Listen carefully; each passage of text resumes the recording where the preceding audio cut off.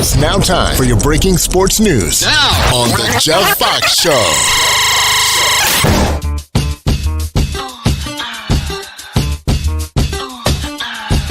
Representing the Orange Blossom Classic, of course, Executive Director. We will bring her in right now, Miss Kendra Bulluck-Major. Welcome to the Jeff Fox Show. Yes, you are like shaking up the world, man. I mean, big things happening. Of course, you are the rights holder for the Orange Blossom Classic. You're changing the face of leadership in college football, doing so well, and of course, women-led organizations. This is huge. This is huge. Thank you. Congratulations on your success, and let's get right into it, man. With the success of Coach Dion Sanders, Coach Prime as he's known, he changed the whole HBCU look for college football. What does that mean to you guys? It means a lot to us. It means a lot to college athletics, specifically HBCUs. I think what Dion has done, he's been able to shine a light on what we've always known, that there is a lot of value, there's a lot of talent at the HBCU level. And I think it just came at the right time where we needed that voice to be able to speak to that. So, he has definitely provided that. Dion can tweet something and millions of people just take it and grab a hold of it. So it's really been a blessing for not just Jackson State, but for all programs, I believe. Yes, I remember the game last year when you guys came here to South Florida, and of course, I mean, everybody's going crazy. I had my friends in the DMV calling me, Jeff, can you give me a ticket? I'm like, I'll see what I can do. I know DJ Tight. I'll holler at him. You know what I'm saying? So DJ Tight, yes. Yes. He and Bo Weezy and everybody, they're all set up to rock the party for you guys. A lot of festivities. All week long. We've got DJ Tight, DJ Nasty, Bo Weezy, the three of them together. I mean, you're going to have a good time. No doubt. What are some of the other rundowns leading up to the event on the 4th? Mm-hmm. As you know, the beautiful thing about a classic is that the game, is the highlight, but we start early. So we're kicking off Thursday morning, September 1st with our golf tournament. We have our teams coming in on that Wednesday, so they'll be here with us most of the week. After our golf tournament, we'll have, some nightlife events going on throughout the city. Friday morning, we come back because our ultimate goal in this is to raise funds for scholarships. Mm-hmm. So we do have our welcome reception and kickoff luncheon. That'll take place at the JW Marriott.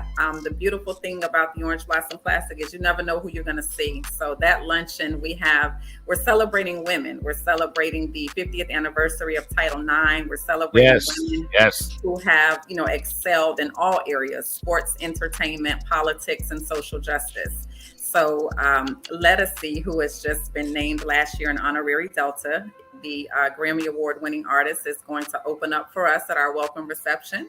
Awesome. And yes, we have some women who are, HBCU alum who are making moves throughout our country. So we have former mayor of Atlanta and now community engagement liaison for the Biden administration, Keisha Lance Bottoms, who will be with us. We're honoring Congresswoman Frederica Wilson. So we have a lot going on at that luncheon. So make sure you guys get your tickets for that. Now on Saturday, you cannot have a classic without the Battle of the Bands. So Saturday night at the Watsco Center at the University of Miami, we have our Battle of the Bands. We've got the Sonic Boom of the South against the Marching 100. And South Florida is the place for football as well as band talent. So we have every band represented just about from Palm Beach to Miami. We start up north. We have Palm Beach Lakes that'll be joining us. And then we have from Broward County, we have Miramar, we have Dillard, we have Ely, their high school bands. And then from the Miami area, we have Miami Carroll City and Miami Central. So we've got some high school bands, and then we have a performance by DD4L, which is the Dancing Dolls for Life. They were well known for their reality show that they did, The Life of Dancers. So they'll be performing as well. their director, Diana Williams, is an alum. She's a graduate of Jackson State University. So she's bringing her girls down to be with us all weekend. No doubt. We're talking with Kendra Bulluck-Major right here on the Jeff Fox Show. Talk about perfect timing. You guys brought this classic back right at the right time because now you have names, image, and likeness. Talk about how that has totally changed not just regular college football, HBCUs. It's changed everything. Everything. So I love talking about NIL because I think, number one, the players are the talent. Yes. In most institutions, if you do it right, athletics is what drives the entire university. And for so many years, before we had NIL, athletes were driving it. They were the talent, but they weren't able to capitalize off of it. So the universities, and others around were the ones who generated the revenue. So now our student athletes have an opportunity to actually make money off of their deals. With that, of course, it's changed the recruiting landscape as well. Yep. Because, we kind of have an opportunity to level the playing field in a sense. So, I think it's big. I think that it helps the student athletes. I think that they are well deserving of it. And I think that, it's something that's been needed for a very long time. I think it kind of shuts down a lot of the conversation where people, for years were talking about improper benefits and all of that stuff. So now they can generate their own income, do it the right way, and make money like so many others have done for so many years off of them. Yeah, I thought it was funny how Nick Saban got mad at Dion, for... he's no, we ain't got no money at HBCUs. We trying to get some money. Trying to get some. Exactly. Like, come on, Nick. We won't even talk about that because don't sour grapes. Right? But it's everybody has mixed feelings about it. Right. It definitely has made a difference for our athletes. So you're going to have some that. They're going to feel that way. Yeah, but, sour grapes. Everybody can't go to Alabama. Sorry. But you guys have done a tremendous job promoting this event. Everywhere you go in Miami, you hear about the Orange Blossom Classic. Every radio station, everybody's talking about it. But let's talk about how Dwayne "The Rock" Johnson and the XFL, they're having a special opportunity for HBCU players. What does that mean to you guys? Once again, with Dion, he brings a lot of friends, right? He brings a lot of notoriety and recognition to JSU.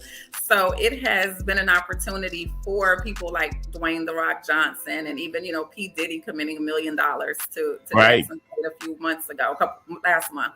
So it shines a light on what we've always known. There is talent at an HBCU.